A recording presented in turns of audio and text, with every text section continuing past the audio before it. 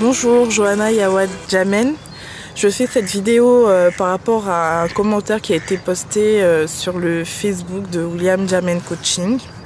Donc je vais vous le lire. Et bien sûr, je ne vais pas mentionner le nom de la personne qui a fait ce commentaire. Donc j'ai un père qui m'a martyrisé pendant l'enfance et j'ai grandi avec un très grand rejet, une grande solitude.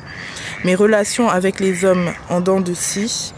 Aujourd'hui, j'ai le Seigneur, j'apprends à m'ouvrir, à prendre en compte les désirs de l'autre, mais chaque fois que je fais ça, ça ne marche pas.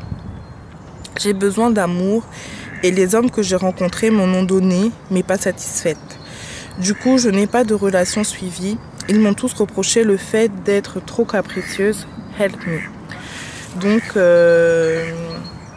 déjà, ce que je voudrais dire en fait, c'est une jeune femme qui a écrit, donc à cette jeune femme, c'est que au vu de son commentaire en fait, j'ai l'impression en fait que tu essayes de combler tes vides affectifs, de l'enfance, les manquements de ton père dans tes relations amoureuses. Le problème est que ce que tu as manqué, tu as un vide en toi et personne d'autre que le Seigneur ne peut remplir ce vide-là. Et dans ta relation en fait avec l'autre, tu essayes de te remplir, de vivre au travers de cet amour-là que l'autre va pouvoir t'apporter. Mais ça crée un déséquilibre en fait dans la relation. Et ton compagnon, enfin la personne qui est avec toi, n'a pas la capacité de te remplir. Et souvent en fait, quand tu es dans cette position-là, il y a des moments où l'enfant en toi qui a manqué, la petite fille que tu étais, qui a manqué d'attention, qui a manqué d'affection, qui s'est sentie rejetée, c'est elle qui par moment va se manifester et va demander un grand amour, va demander beaucoup d'attention, etc. D'où tes compagnons ont l'impression que tu es capricieuse. Déjà, peut-être qu'ils ne connaissent pas ton histoire. Donc, quand tu es avec quelqu'un et que c'est une relation que tu estimes sérieuse, il est bon que la personne avec qui tu es sache déjà ce que tu as pu vivre dans l'enfance. Comme ça, si tu as certaines réactions, la personne va pouvoir comprendre ce que tu vis, va pouvoir comprendre certains comportements que tu peux avoir. Ça ne veut pas dire que cette personne-là va les accepter ou les tolérer, mais il va comprendre en fait pourquoi tu te comportes comme ça et ça va pas être vécu comme un caprice en fait.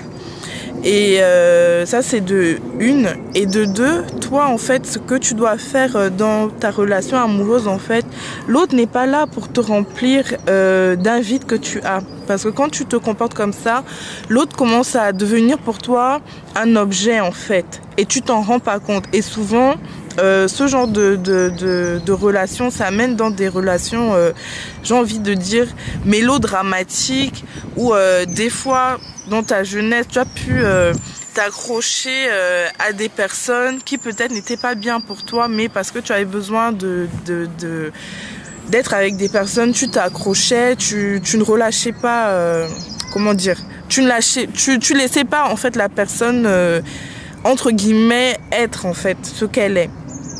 Donc ce que j'ai envie de te dire, c'est que avant d'être avec quelqu'un, tu dois déjà être complète toute seule.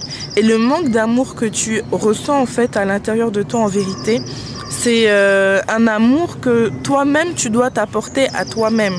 Ça veut dire qu'en vérité, souvent les gens qui ne se sentent pas aimés, ils ont l'impression que les autres ne les aiment pas. Mais la vérité, c'est que eux-mêmes ne s'aiment pas. Et il y a quelque chose en eux qui dit « aime-moi ». Mais c'est toi-même qui dois t'aimer. Je ne sais pas si je suis claire.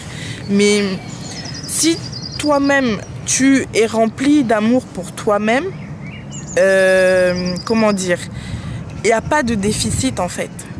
Il n'y a pas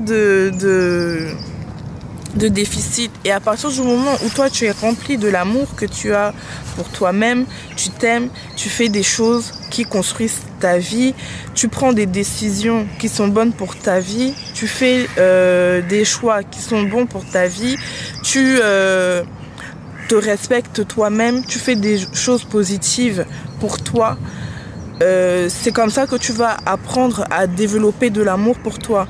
Si tu respectes la parole que tu te donnes à toi-même, tu vas pouvoir avoir de l'estime pour toi. Et maintenant, quand toi-même, je fais que répéter toi-même, et c'est vraiment c'est important, quand tu es rempli d'amour pour toi et que un conjoint va venir maintenant dans ta vie, vous allez pouvoir, comment dire, on va dire vivre en fait. Parce que pendant que toi tu es vide, l'autre te remplit, mais l'autre aussi a des besoins. L'autre aussi, en fait, il n'a pas forcément besoin de se sentir comme un pansement dans ta vie, en fait. L'autre a besoin d'être avec quelqu'un pour construire ta vie. Pour construire sa vie, pour que vous construisez ensemble. Donc, voilà ce que je peux dire à ce sujet. Et j'ai même envie d'aller un tout petit peu plus loin.